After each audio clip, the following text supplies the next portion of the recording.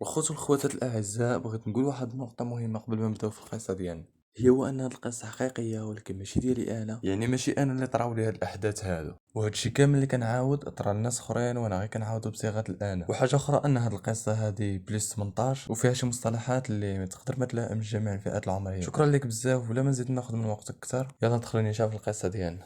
كنت كنبيع الاعضاء البشريه في الدارك ويب. لا ماشي داكشي اللي في بالك، انا ماشي قاتل ولا شي حاجه، انا غير خدام في واحد المشرحه كتمتلكها العائله ديالي، وهذه هي المشرحه الوحيده اللي كاينه في هذه المدينه الصغيره اللي كنعيش فيها. فكان من ضروري نخدم فيها ونكبر المشروع ديال العائله، ولكن ماشي غير بوحدي اللي كنت خدام تما. الوالد هو اول واحد كان خدام تما وعلمني اي حاجه كتخص هذه الخدمه هذه، وانا الصراحه ما كانتش كتعجبني هذه الخدمه بزاف، وكنت كنقلب غير على شي طريقه باش نخرج من هذه المدينه ومن هذه الخدمه واخيرا. وفعلا درت السبب كليه الطب اللي بعيد عن المدينه ديالي. كنت غادي مزيان وكنت كنجيب معدلات مزيانين وكان عندي مستقبل مشرق انني نكون طبيب، وهذا الشيء بشهاده الجميع اللي اعترفوا بالمهارات ديالي. بحال تخلقت باش نكون طبيب. ولكن للاسف واحد النهار غادي توصلني واحد المكالمه من عند الوالده وقالت لي بلي راه باباك مات بسكته قلبيه وكان خصني ضروري نرجع للمدينه اللي كنت فيها، حيتاش انا هو الوريث الوحيد اللي في داك المشرح. وفي الوصيه ديال بابا كان كاتب فيها انا هو الشخص اللي بغاني نشرح ليه الجسد ديالو ونوجده من اجل انه يتدفن. فبديت الخدمه ودخلت الجسد ديالو داخل المشرحه، وبديت اول حاجه كنسد ليه في عينيه، ومن موراها فرغت الجسد ديالو كامل من الدم، وليت حطيته في واحد الصندوق اللي غادي يتدفن فيه وسالات الجنازه. ما كنتش قادر نرجع لكليه الطب حيت الوالد اللي كان كيخلص عليا مات دابا، وما كاين حتى شي حد اللي غادي يعاوني في المصاريف، فاضطريت انني نبقى جالس في ديك المشرحه خدام باش نخلص داكشي اللي كان مجموع عليا قبل. ولكن المشروع كان عيان شويه حيت كما قلت لكم المدينه كانت صغيره شويه، وإلا بقيت غادي على هذا المعدل راه ما غادي نجي نسالي داك القرض اللي عليا حتى غنموت بحالي بحال الوالد. خصني ضروري نفكر في شي عمل جانبي اللي نديرو ويدخل لي الفلوس حتى هو، وبلا ما تحكم عليا ما كان عندي حتى شي اختيار اخر. الخبره اللي كنت جمعتها من كليه الطب اللي كنت فيها داكشي اللي كان كيعلمني الوالد مكناتني انني نستخرج الاعضاء من الجسد بشكل احترافي، ومن بعد كنغطي الجرح بواحد الشكل اللي ما يقدر حتى شي حد يلاحظه. اما الا كانت البلاصه كتبان خاويه فكنحاول نعمرها بشي حاجه قبل ما نسد الجرح، حيتاش اصلا هاد الجثث غادي تدفنهم تحت الارض وما كاينش اللي غادي يولي يشوفهم مره اخرى. العائله ديال الميت كانوا ديما كيشكروني على العمل ديالي، ولكن ما عارفينش بلي عندي ثلاجه فيها الاعضاء ديال الشخص اللي مات ليه. ولكن كانت عندي واحد الطريقه ديال التفكير مختلفه، كنت كنتفكر بما انهم ما عارفينش فراه كلشي هو هذا. باش نقول لكم واحد الحاجه وتيقوني، حيت انا كنت خدام في واحد الطبيب من قبل، وباللي ان الكميه ديال الاعضاء اللي كتدفن مع الموتى راه لا تقدر بثمن، والناس اللي كيكونوا ناعسين في المستشفى كيكونوا محتاجين لهاد الاعضاء بشكل اللي كبير. بعض المرات كتكون مساله حياه او موت، فعلاش غادي نشدوا هاد الاعضاء وندفنوهم غير هكاك وصافي، علما انهم يقدروا ينقذوا الحياه ديال شي شخص اخر. كنت كنفكر بحال هكا ولكن في الحقيقه ما كنتش كنبيع الاعضاء باش ننقذ ناس اخرين، ولكن كنت كنبيعهم فقط لانني كناخذ مقابل ديالهم فلوس. اما شنو كانوا كيديروا بهم هذوك الناس اللي كنبيعها ليهم الصراحه ما كانش كيهمني بزاف، حيت بنادم اللي غادي يشري اعضاء باش ينقذ حياته ولا حياه ديال شخص اخر ما غاديش يدخل يقلب عليهم في الدارك ويب. وكنت كنركز بزاف على انني ما نسولش الكليان اللي كانوا كيتقداو مني شنو كيديروا بداك الاعضاء اللي كنوفرها ليهم، وهذا هو السيستم اللي كنت خدام به. وخاصه مع واحد الزبون اللي كان كيشري مني ديما. نعطيو لهاد الزبون مثلا شي سميه، مثلا توم. تلاقيت توم اول مره فاش يلاه بديت هاد البيزنس ديال بيع الاعضاء في الدارك ويب. كان عندي واحد الموقع صغير في الدارك ويب، تما كنت كنحط فيه الاعضاء اللي عندي للبيع، وفي كل مره كنحيد شي عضو جديد من شي جثه كنليستيه في السيت ديالي وكندير ليه شي ثمن معين وكنخلي الناس يتزايدوا عليه، ولا خلص كثر هو اللي كيديه في الاخر. ومن بعد ما كنبيع وكيوصلوني فلوس بيتكوين كنحط داك العضو اللي تباع في ليجا صغيره وكنمشي نحطو في واحد البلاصه، ومن بعد كنصيفط العنوان ديال ديك البلاصه للشخص اللي شرا باش يجي يدي العضو ديالو اللي شراه، وكنمشي كنقلع بالطونوبيله باش ما تعرفش الهويه ديالي كاع. وهكا كانت دايره خدمتي. توم كان اكثر واحد كيشري من الموقع ديالي لدرجه حفظت سميتو اصاحبي، بقاو تما كل مره كنشوفها. اي عضو حطيتو كنكون متوقع بلي توم هو اللي غادي يحط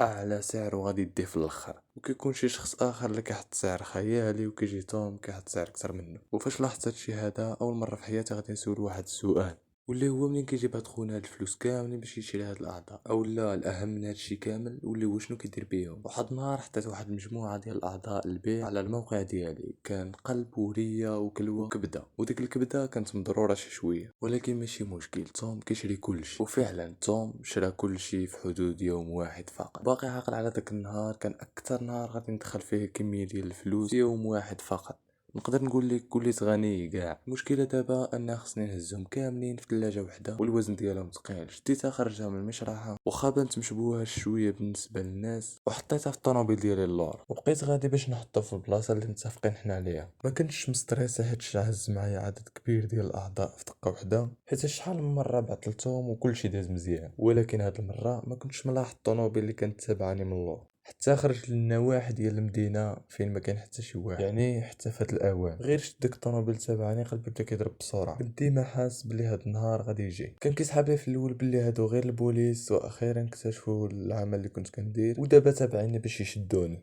ومن بعد كرميت راسي وقلت بلاتي ما نخافش دابا تنتاكد واش هاد الطوموبيل بصح تابعاني ولا غير مصادفه وصافي. وهاد الطوموبيل اصلا غادا لنفس الاتجاه اللي غادي ليه انا. حبست الطوموبيل ديالي جنب الطريق ودرت راسي كنهضر في التليفون باش الطوموبيل اللي مورايا تفوتني. ولكن هادشي اللي غيطرا دابا خلى قلبي ينقص حتى لحلقي من قوه الرعب اللي ضرب. ديك السياره جات ووقفات حدايا. صافي قلت تكون هذه هي النهايه ديالي وغادي ندوز حياتي كامله في الحبس. الشخص اللي وقف حدايا نزل الجاج ديالو وكاين واحد الراجل اللي كنت كنظن بالاولى بلي راه شخص عادي شي 45 عام هكاك وكان لابس واحد القميجه بيضاء. انا درت راسي مديهاش فيه وبلي مازال كنهضر في التليفون شويه وهي توصلني واحد الرساله في التليفون. قربت التليفون ليا باش نشوف شنو جاني وانا نلقاها رساله مع توم وقال لي فيها شوف شكون اللي كاين حداك. وهنا استوعبت ان هذاك الشخص اللي كان تابعني هو الشخص اللي كان كيشري من عندي ديما توم.